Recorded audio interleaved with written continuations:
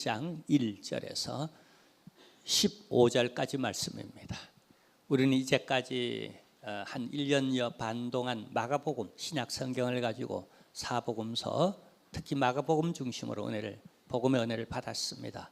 이번에는 이제 사사기 구약 성경에 도전합니다. 사사기를 중심으로 해서 전 구약 성경을 우리가 통째 보려고 합니다. 한 1년여 여정 여러분 기도해 주시고, 제가 말씀 잘 준비해 전하고, 또 우리 여러분들은 좋은 밭이 되어서 30배, 60배, 100배의 결실 맺도록 우리 함께 강단을 놓고도 기도해 주시기를 자제 부탁드립니다. 우리 사사기 1장 1절에서 오늘은 15절까지 보도록 하겠습니다. 교독하겠습니다. 제가 먼저 1절 봉독합니다. 여호수아가 죽은 후에 이스라엘 자손이 여호와께 여쭈어 이르되 우리 가운데 누가 먼저 올라가서 가나안 족속과 싸우리까?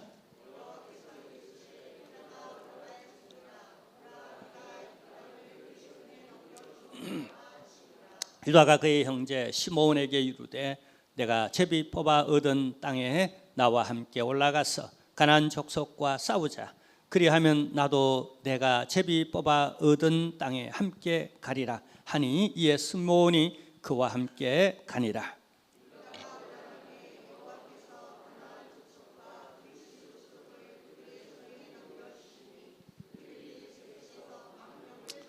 또 베색에서 아도니 베색을 만나 그와 싸워서 가나안 족속과 브리스 족속을 죽이니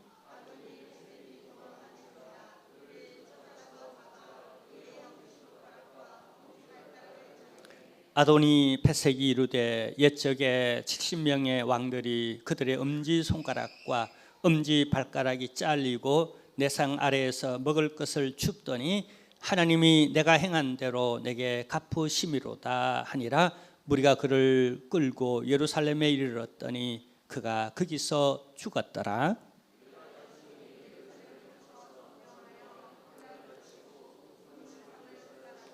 그 후에 유다 자손이 내려가서 산지와 남방과 평지에 거주하는 가나안 족속과 싸웠고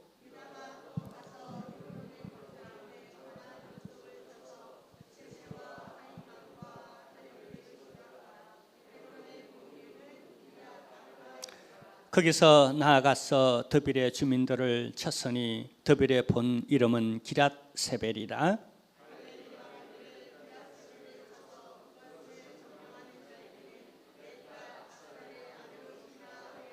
갈렙의 아우 그나스의 아들 온니엘이 그것을 점령하였으므로 갈렙이 그의 딸 악사를 그에게 아내로 주었더라.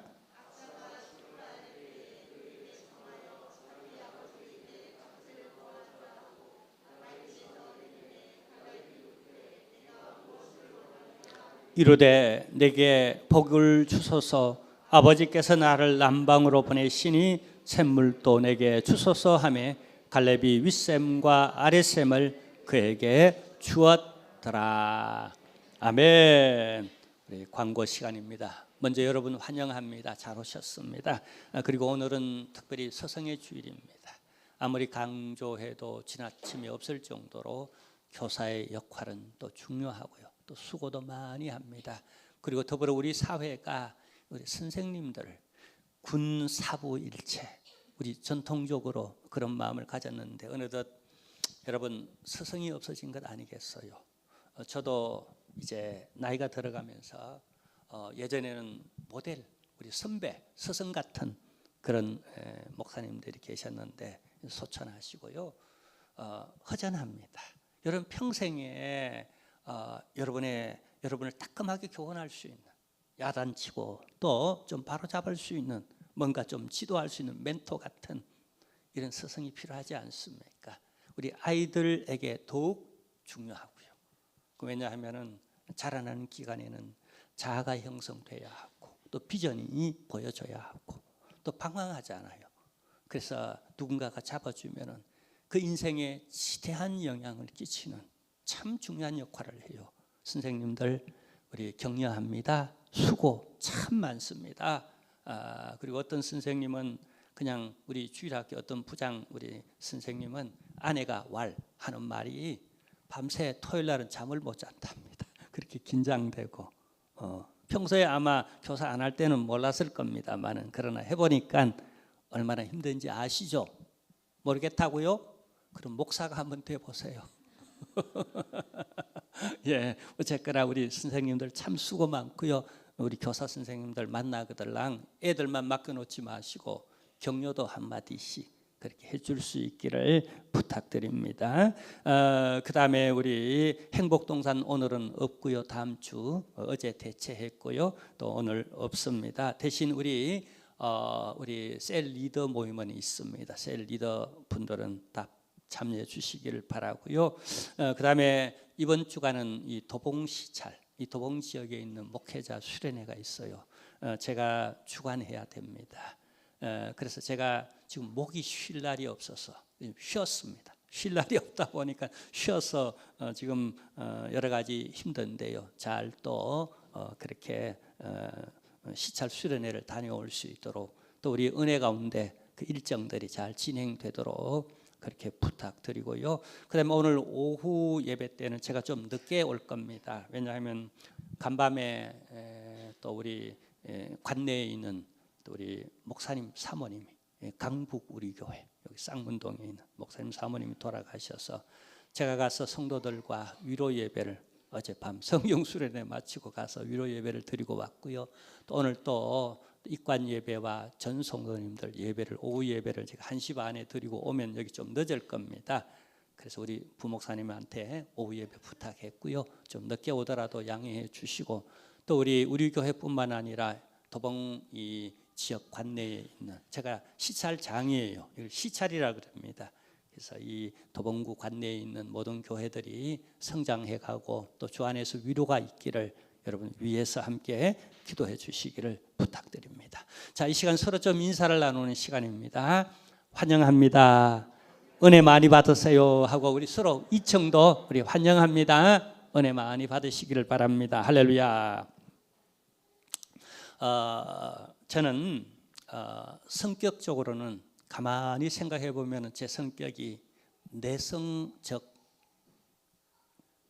걸 이렇게 느껴갑니다. 또 MBTI 뭐 그런 것도 있죠. 그런 걸 이렇게 보고 제가 혈액형도 B형 남자입니다. 그래서 그 다음에 또 우리 많은 누나들 속에 끼어서 첫째 누나, 둘째 누나, 셋째 누나, 사촌 누나까지 우리 이종 고종 사촌 누나까지 우리 집에서 살았으니까 많은 누나들 속에 그 환경적으로도 제가 그렇게 또 자라났고요. 또 아버지 없이 제가 또 그렇게 자라나서 여러 가지 환경적이나 소향적으로 보면 상당히 내성적이고 또 내성적인 사람들이 보통 바깥으로 드러나는 부분들은 좀 소극적이죠. 그죠? 예. 그래서 사실은 제가 거의 중학교 졸업할 때까지 제 주변에서 친구들이 날 보고 뭐라고 별명을 붙여줬는가 하면은 제가 공개해도 되겠습니까? 좀 창피스러운데 절 보고 한번 따라합시다. 바보야! 제가 그냥 막 두들겨 맞아도 가만히 있으니까 뭐가 손해를 보는데도 제가 쭉도 못 펴니까 뭔가 그냥 뭐 하는데도 나서서 내가 그냥 한번 제가 그 원을 언제 풀었냐 하면 대학원 다닐 때 원을 풀었어요. 한 번도 내가 분단장도 못하고 반장도 못하고 뭐 회장도 못하고 대학 다닐 때 한 번 했네요. 과 그걸 뭐라 그러죠?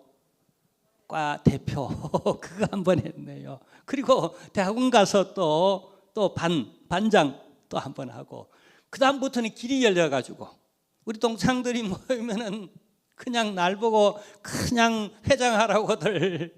자, 어쨌거나 제가 좀 이렇게 내성적이에요. 그래서 부끄러움을 많이 타가지고 제 이제 그 초등학교 동창이죠.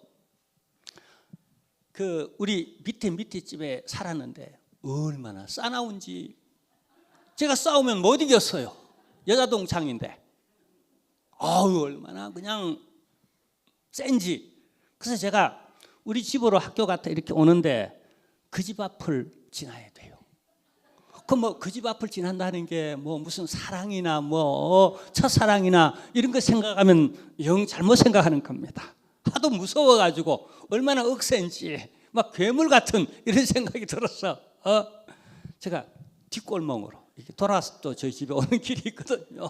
이 뒷골목으로 이 사나이 대장부가 무서워가지고 여자 동창이 무서워가지고 그렇게 왔어요. 근데 이게 원수 갚을 날이 왔어요. 근데 어느 교회 권사님인 것 있죠. 야, 내가 그 소리 듣고 수십 년 만에 환갑 지나고 내가 그 소리 듣고 야, 원수 갚을 날이 왔다 싶어서 내가 전화했어요. 그리고 보란 듯이 내가 그냥 우리 교회 담임 목사라고 그러고 그냥 내가 또 이렇게 영상 이런 거 내가 만들어서 성도님들한테 보내는 것도 이 동창들한테도 가끔 보내거든요. 보냈더니 이 친구가 문자가 왔어요. 그 문자가 어떻게 왔느냐 하면은 나한테 보낸다고 보낸 문자가 아니라 다른 동창에게 문자를 보낸다고 보낸 게 나한테 온 거예요. 그 내용이 뭔지 아세요? 이 기가 막히는 거예요. 김성규, 걔가 말이지. 옛날에는 바보였는데 지금은 얼마나 똑똑하고 얼마나 적극적인지 모른다라고. 이렇게 문자를 톡 보냈는데 보니까 나중에 이렇게 삭제 이렇게 되는데 보니까 딴 놈한테 보내는 게 나한테 보낸 거예요.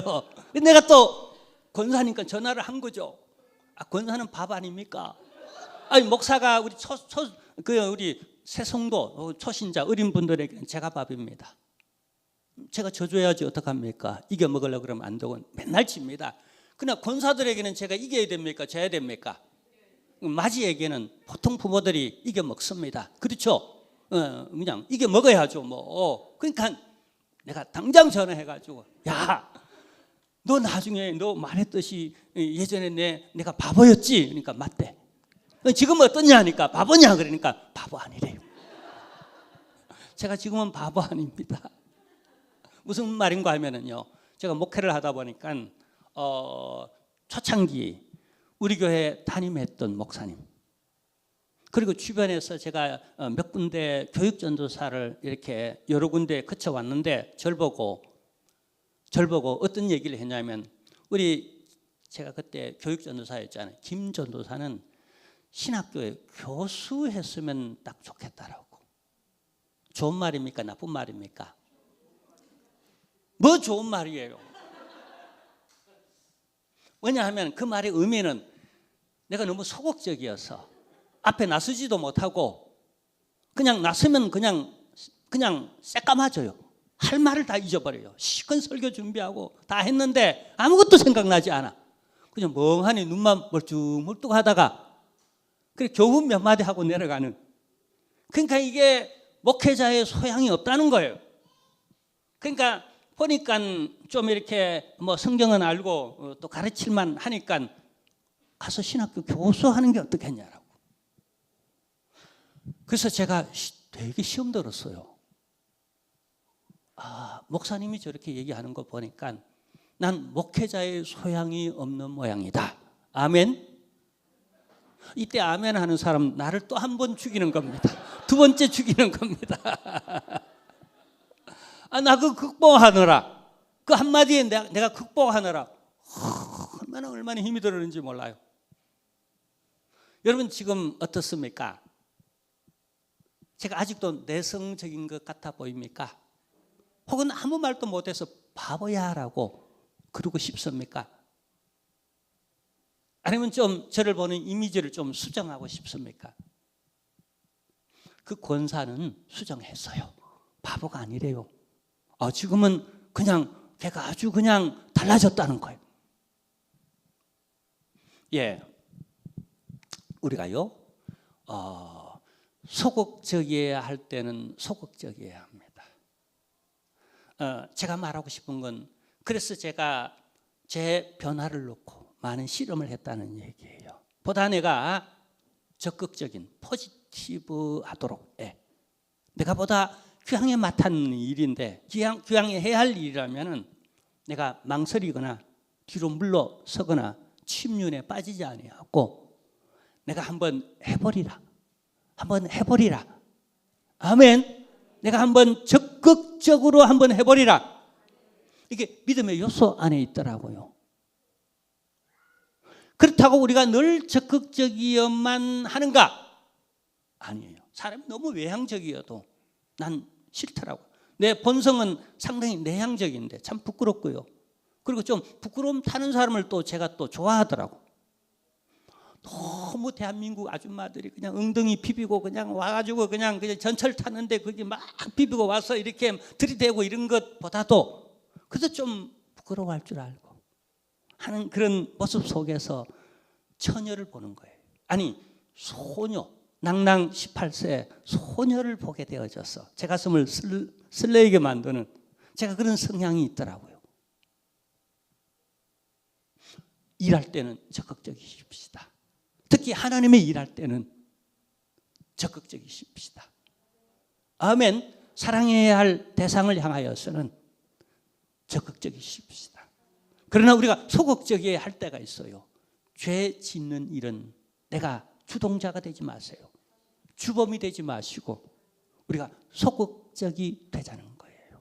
남을 험담하거나 함부로 비판하거나 뒷담화를 하거나 누구를 판단할 때는 섣불리 하려 하지 마시고 보다 신중하고 보다 나중에 보다 더 기도하고 더 인내하고 더 참아내면서 그렇게 소극적이어야 할 부분은 우리가 좀 내향적이고 좀 소극적이자고요. 그러나 주를 찬양하고 예배하고 선교하고 복음 전하고 기도하고 하나님 일할 때는 그냥 군대와 같이 여호와의 군대와 같은 이런 우리 적극적인 저와 여러분 됐으면 참 좋겠습니다. 너무 환경 탓하지 마시고요. 신세 탓하지 마시고요. 내 부족함 너무 탓하지 마시고 보다 적극적일 필요가 있다는 사실이에요. 저는 얼마 전에 코로나 걸려가지고 언제가 한번 제가 빠졌죠. 몇 주 전에 죄송하게 생각하고요. 공인으로서 관리를 잘 해야 되는데 같이 튀르키예 갔던 한 분이 바로 제 옆에 늘 있었는데 이분이 이렇게 저렇게 돼가지고 집에서 이렇게 검사했는데 한 줄 음성으로 나오더라고요. 또 병원에 가서도 검사했는데 뭐 신속 항원도 음성으로 나오더라고요. 그래도 내가 공인이기 때문에 사람들 접촉하기 때문에 더 신중하게 내가 정확하게 판단 내려야 되겠다 싶어서 PCR 그거 해보니까 양성으로 나오더라고요. 그냥 감기인 줄 알았는데 그래서 제가 한 주간 동안 집에 있으면서 한 며칠 동안은 정신이 없었어요. 그냥 헤매고 몸살도 나고 이래가 그 다음에 이제 한 며칠은 말짱해지더라고 또요. 지난번에 한번 걸려서 그런지 또 예방주사를 제가 한 3번이나 받아서 그런지 그냥 한 3일 아프고 나니까 괜찮더라고요. 그래서 그러나 7일을 꼬박 채워야 되잖아요. 그러느라 주일 예배도 참석 못하고 그냥 그런 사이에 제가 이렇게 유튜브를 좀 봤는데 제가 하나 배운 게 있어요. 뭘 배웠느냐 하면은요. 하도 이제 좀 이렇게 혼자 집에 있고 이러니까 성도들 만나고 좀 돌아다니고 이렇게 해야 제가 좀 어느덧 좀 그게 내성적인 그런 성향만 있는 줄 알았는데 내가 이 좀 돌아다니는 것도 또 좋아하는 이런 성향도 있더라고요. 그러니까 집에 있으니까 갑갑하죠. 그러니까 가끔씩 제가 유튜브를 통해서 유머를 봅니다. 유머.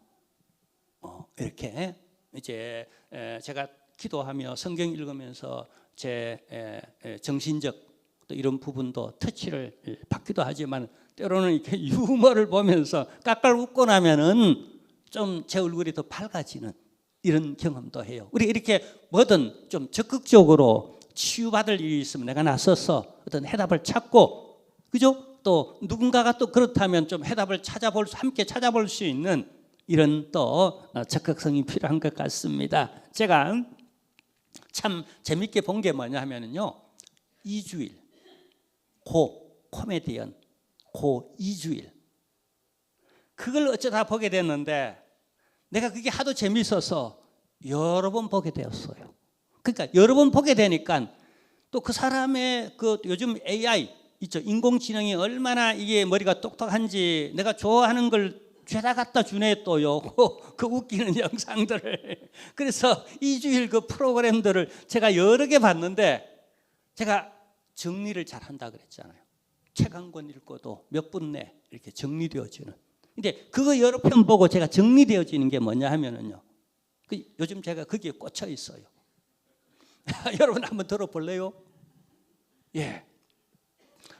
참 그 개인적으로 그 사나이 대장부 그 사람의 그동안의 인생 겪어왔던 그런 고통, 그게 공감이 가더라고요. 그가 이런 말 하죠. 그가 남긴 아주 유명한 말이 있죠. 한번 따라해 볼까요? 못생겨서 죄송합니다. 근데 그 안에 얼마나 많은 서러움이 있었겠어. 무명의 시절을 그냥 상당한 기간 동안 그렇게 보내며 배고파하고 처자식이 있더라고요. 그냥 제대로 한번 그냥 생활비를 갖다 준 적이 없대요. 그렇게 가족 고생시키고 또 그런 그 자신, 근데 그 운명적으로 아니 못생기게 태어난 걸 어떡합니까?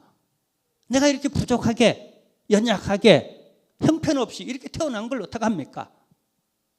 근데 스스로 알아요. 그리고 죄송합니다라고 말하는 것 있죠. 여러분 죄송합니다라고 말하는 사람요 정신적으로 굉장히 건강한 사람입니다. 누군가에게 그렇게 말할 수 있는 사람, 그죠? 그걸 공개적으로 말할 수 있는 사람, 그리고 그 자신을 인정하는 사람, 그리고 당당하게 인정하는 사람, 그리고 그걸 받아들이고요. 그 자체로서 이걸 긍정 에너지로 그렇게 화하여서, 정화하여서, 성화하여서 그렇게 살아간다는 게 굉장하잖아요. 근데 그것만 그의 메시지가 아니에요. 그 다음 멘트가 제 가슴을 울려요. 그 다음 멘트가 그게 뭐냐면 못생겨서 죄송합니다. 그렇지만 사나이가 울고만 있을 수는 없잖아요. 한번 따라할까요? 그렇다고 사나이가 울고만 있을 수 없잖아요. 뭔가 못생긴 죄송한 내 연약함 그것을 극복해내려고 뭔가 이 사나이가 울고만 있을 수는 없지 않습니까? 그렇다고 내 팔자와 운명과 환경과 생활이 비록 그럴지라도 이 사나이가 울고만 있을 수 없지 않습니까? 꼭 내 얘기 같더라고요. 그 코미디 웃기면서 하는 얘기 속에 어떤 그의 인생 철학이 거기 담겨져 있더라고요. 그러면서 마지막 멘트가 이게 그냥 홈런을 치는 겁니다. 홈런을 치는 거예요.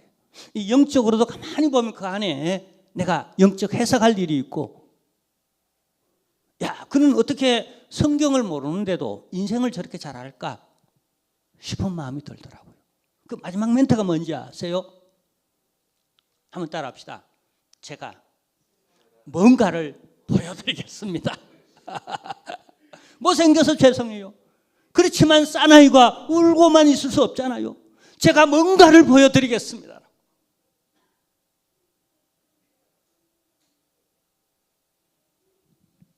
오늘 성경 사사기 전체를 제가 지금 서론적으로 이런 재미있게 한번 풀어봤던 거예요. 오늘 여기 설교의 핵심 단어가 있습니다. 먼저 누가? 설교 제목입니다. 누가 먼저?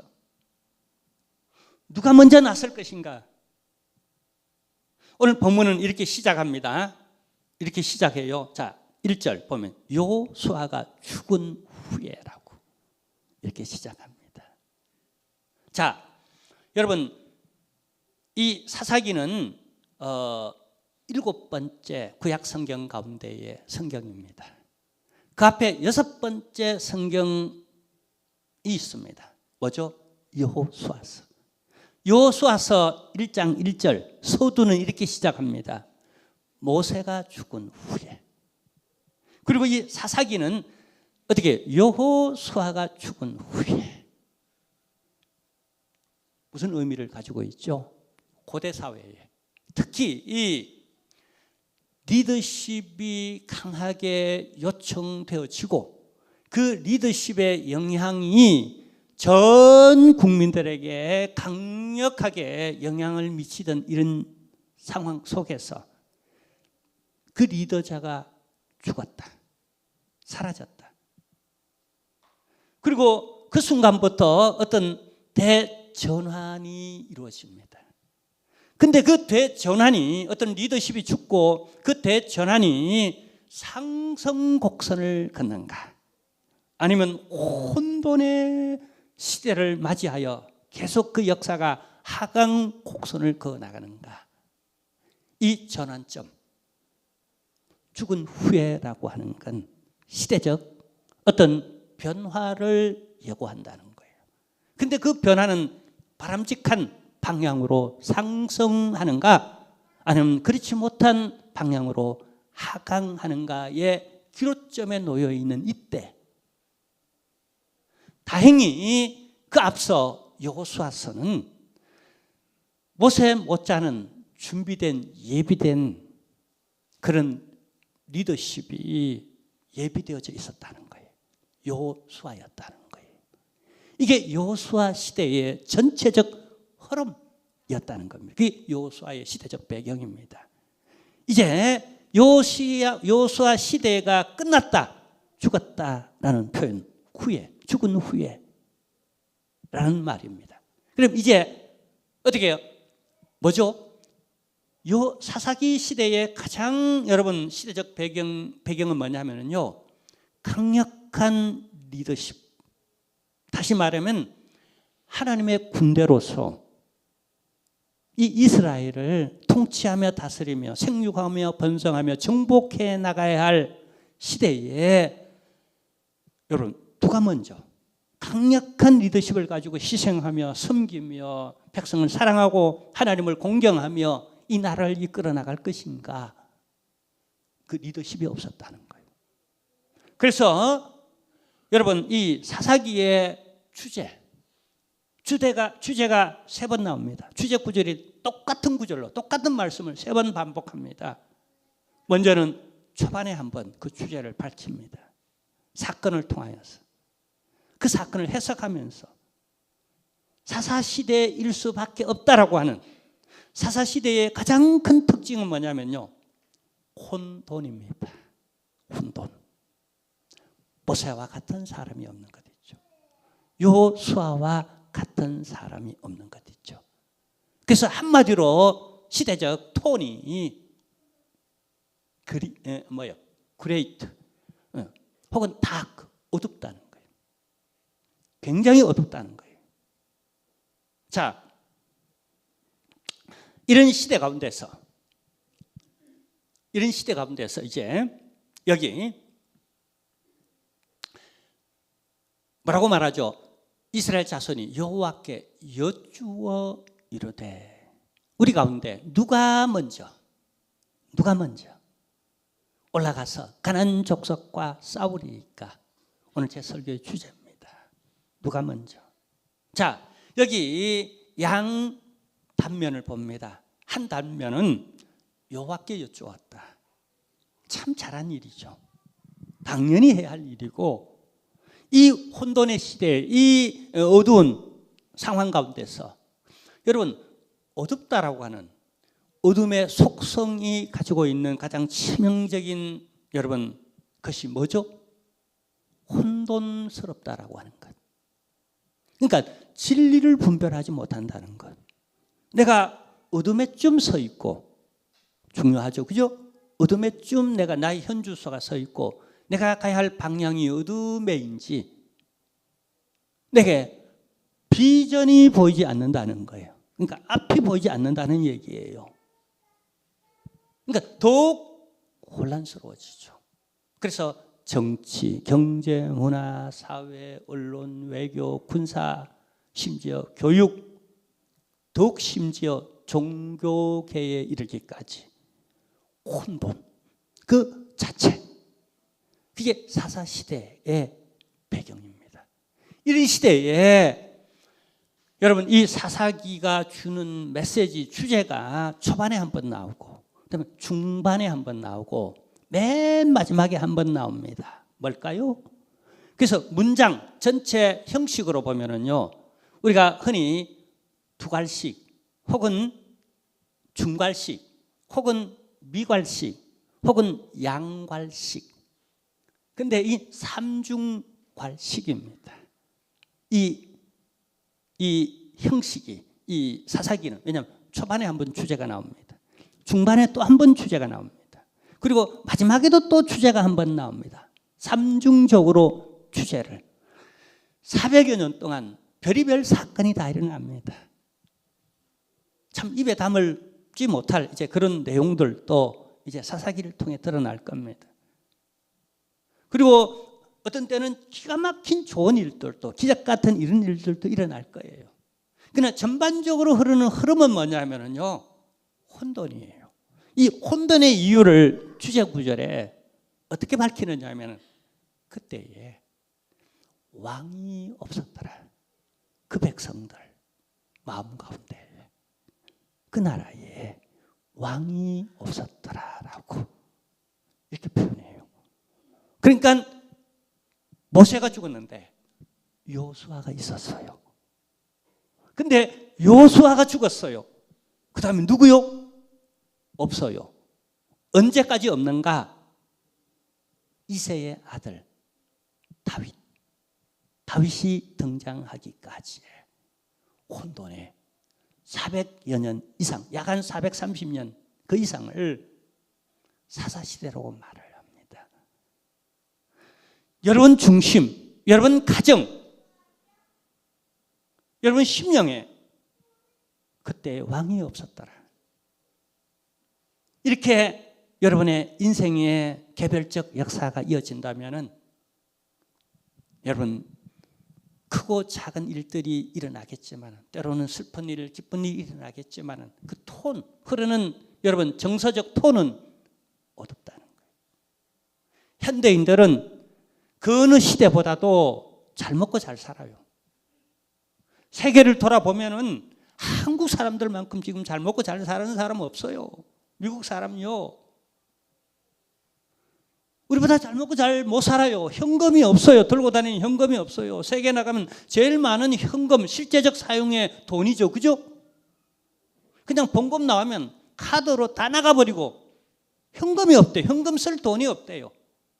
여러 가지 할부 제도가 일찍부터 발전되어져서 집값, 무슨 뭐 가전제품, 무슨 값 해가지고 그냥 다 빠져나가 버리고, 그냥 한 달 동안 입을 빨다가 손가락 빨다 보면 또 그냥 봉급 들어오면 또 카드 빚으로 그거 빚내가 하다 또 가버리고. 일본도요, 우리보다 잘 먹고 잘 못 삽니다. 개인이 그렇게 돈이 없고, 국가는 돈이 좀 있어도 개인이 그렇게 돈이 없어요. 유럽도 지금 그래요. 코로나가 우리에게 가져준 교훈 중에 하나가 뭐냐면, 유럽에 대한 신화가 있었는데 미국에 대한, 우리 선진국에 대한, 우리보다 더 잘 사는, 그동안 우리가 부러워했던 그런 그 나라들에 대한 신화적인 그런 시선이 있었다면 그게 다 무너졌잖아. 온 세계가 코리아 열풍에, 여러분 지금 이렇게 일어나고 있다는 것 아세요? 한류 열풍이 일어나고 있다는 거 아세요?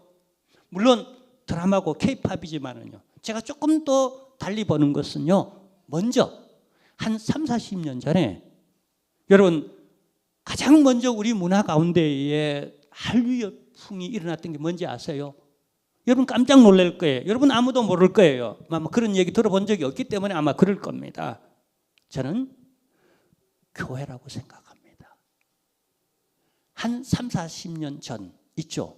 그때 세계의 유명한 모든 목사님들이 한국에 왔다 가는 걸, 한국에 와서 교회에 그렇게 기도하고 부흥하고 예배드리고 전도하고 이런 것들을 한번 보고 가는 게 소원이었다니까요. 전 세계 목회자들이. 그리고 가서 자랑했다니까. 내가 이번에 한국 돌아왔다. 한국 가니까 죄 하며 기도하는데, 이게 그냥 그때부터 소개되었어요. 그래서 지금도 코리안 플레이어 그렇게 기도합시다 그러면요, 그게 뭐냐면 주여 주여 삼창하는 것 있죠. 이게 코리안 기도로, 한국의 기도로 정착되고 소문날 정도로, 그게 참여회가 내가 성령 받고 은혜 받고 도전 받았으니 우리 한번 같이 불을 일으키자라고 가장 먼저 여러분 한류 열풍 가운데에 영적인 열풍이 한국교회 부흥하고 성장하고 기도하고 성령 충만하고 복음 전하고 선교하고 섬기고 충성하고 했던 이 열풍이 소그룹 하죠. 그 소그룹의 신학화하기는 미국에서 유럽에서 했습니다. 근데 그 모델이 어디였는지 아세요? 한국교회 구역 예배에서. 한국 예배가 어찌 저렇게 기도를 열심히 하고 어떻게 그렇게 교제도 잘하고 어떻게 그렇게 열심히고 어떻게 그렇게 부흥하는가? 여러분 행정적으로 조직적으로 연구했는데 여러분 영적으로 연구하기는 이들은 기도했다는 거예요. 그냥 성령 충만해가지고 막 이렇게 했다는 거예요. 근데 조직적으로 볼 때는 소그룹이 그러니까 구역이 그렇게 셀이 그렇게 부흥됐다라는 거예요. 이들은 구역을 가지고 가서 셀로 바꿔서 신학화하고 보다 조직화하고 행정화해서 그게 우리나라 다시 돌아서 요즘 셀 하고 있습니다.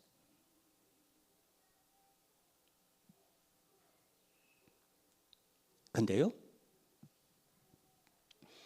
우리가 누가 먼저 무엇이 먼저였는가? 하나님께 여쭈었다.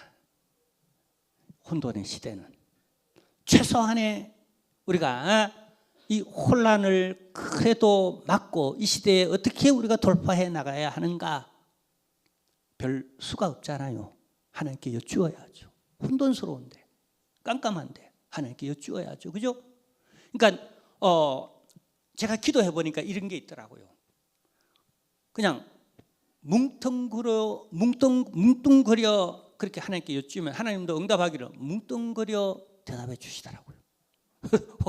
여전히 혼돈스러워요. 뭘 해야 될지 몰라요. 모르겠어요. 구체적 예를 들어볼까요?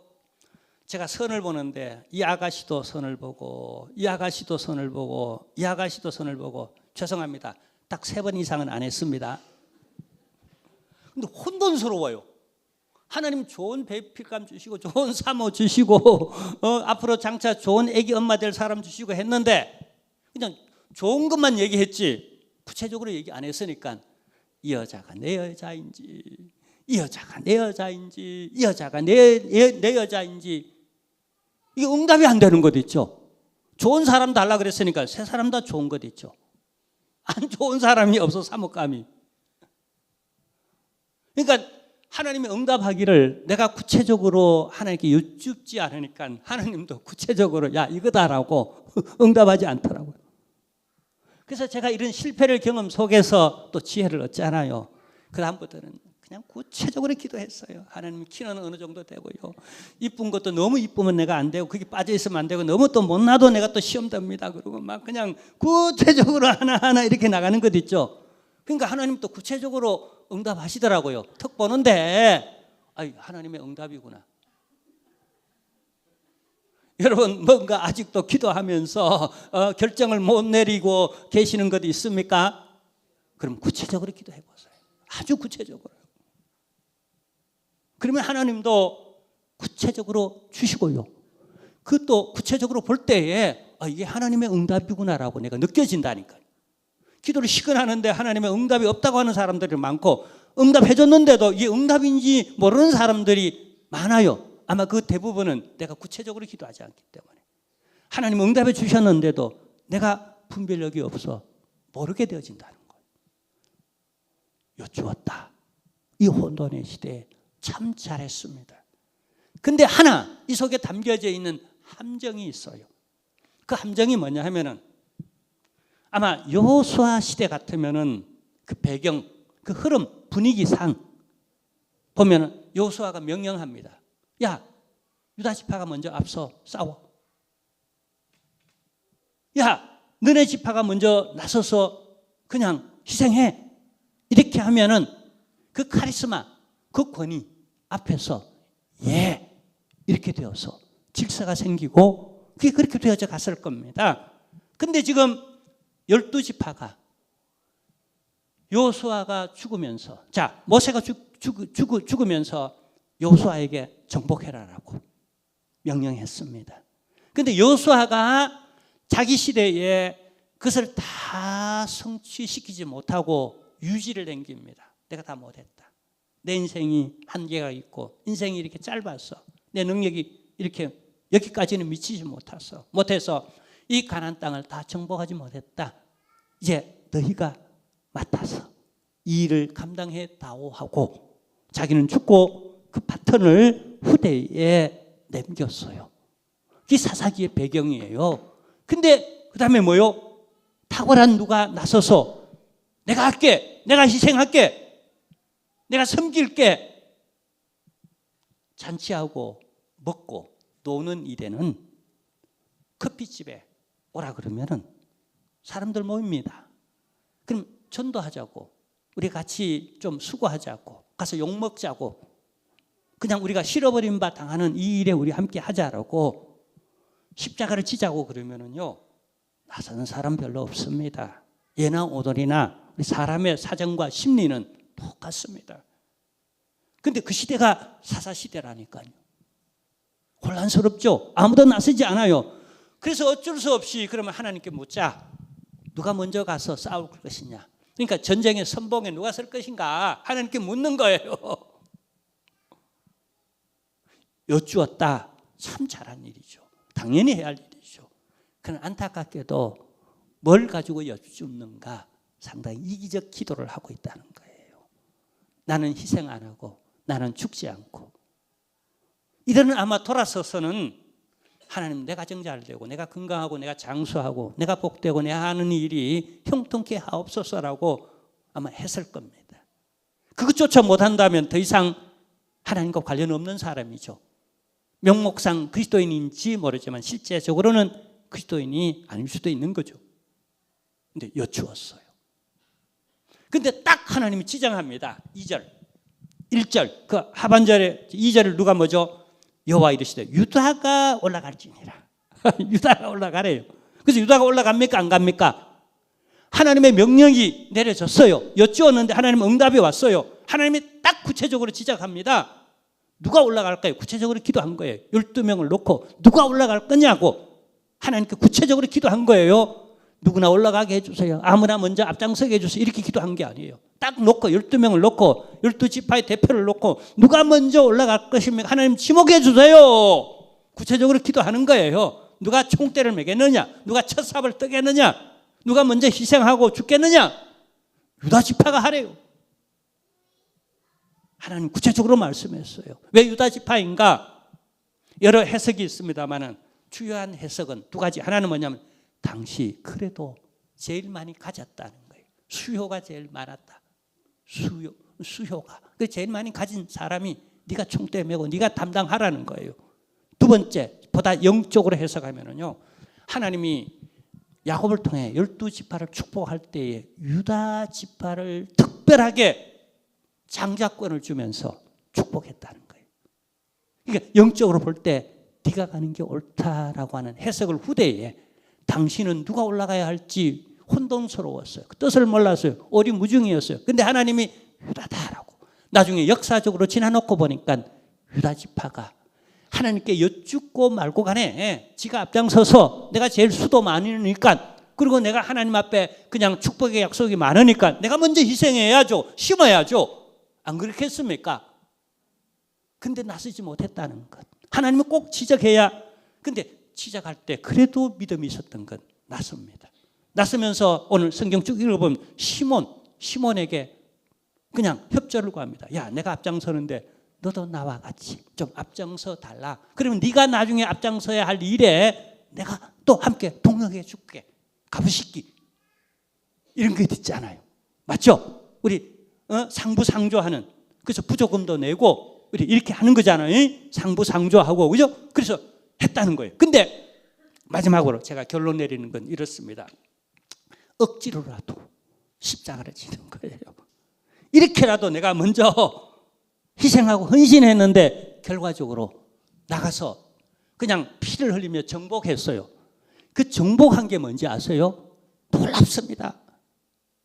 이들은 진작부터 이 결과를 알았다면 먼 미래 역사, 하나님만 아는 역사지만은 사실 우리가 가정하에 그걸 알았더라면은 그냥 누가 말할 것도 없이 내 기도해 보겠습니다라고 막 그냥 뒤로 그냥 억지로 그냥 딸려가서 헌신하고 봉사할 게 아니라 앞장서서 죽어도 내가 하겠습니다. 그냥 내가 먼저입니다. 내가 먼저 희생하고 내가 먼저 십자가를 지고 내가 먼저 하나님 앞에 나가 헌신하며 봉사하며 총대를 매겠습니다라고 아마 이랬을 거예요. 왜냐하면은